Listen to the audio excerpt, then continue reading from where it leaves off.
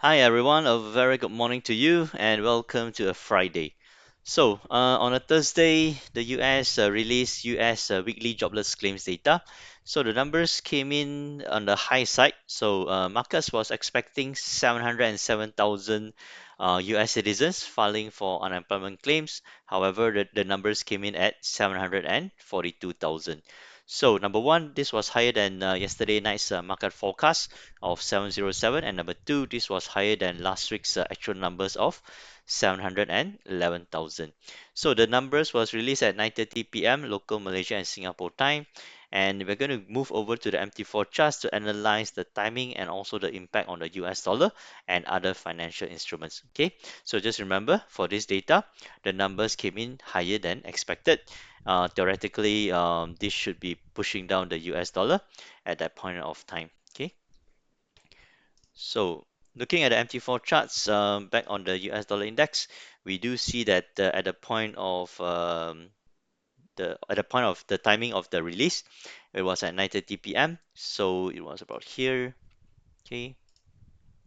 So at 9:30 p.m., just about here, the US dollar in fact strengthened marginally to from 92.567 levels to 92.67 levels. Only then at about 11 p.m., the US dollar started to weaken.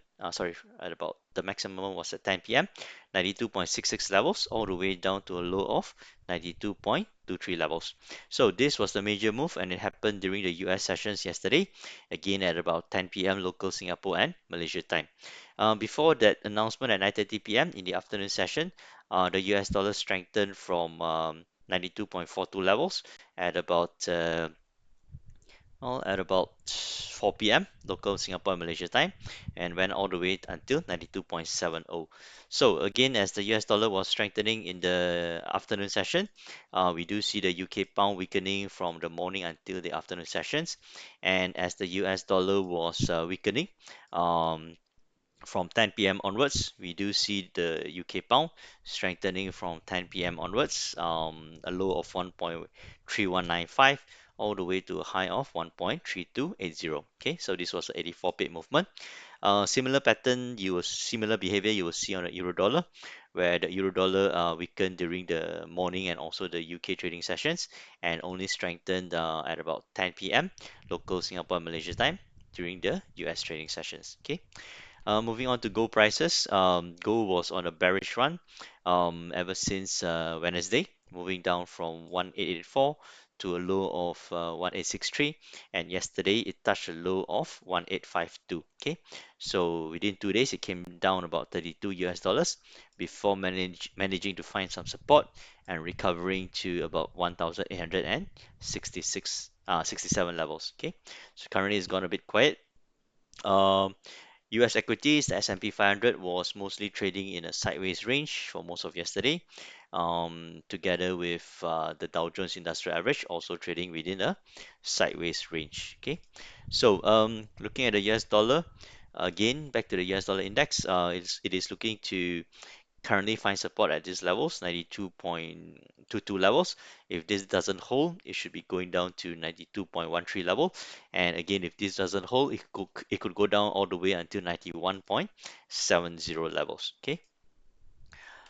So this was on a forward chart for the UK pound. Again, having a resistance and double top. So to the downside, yeah, it is also finding support there. So currently, for the UK pound also, it has gone sideways. So we will need to see later on this afternoon or tonight, to understand where the direction will be moving towards. Okay. Gold prices again, it is still on a bearish mode, and could be testing support levels of 1858, and to the upside it is having a resistance of 1868. Okay, so again, the range for today or this week is relatively narrow for most of the financial instruments. Okay. So yeah, okay. It's going to be relatively sideways to quiet day today. So we'll see what happens today. If you guys don't want to be on the markets today, it's fine.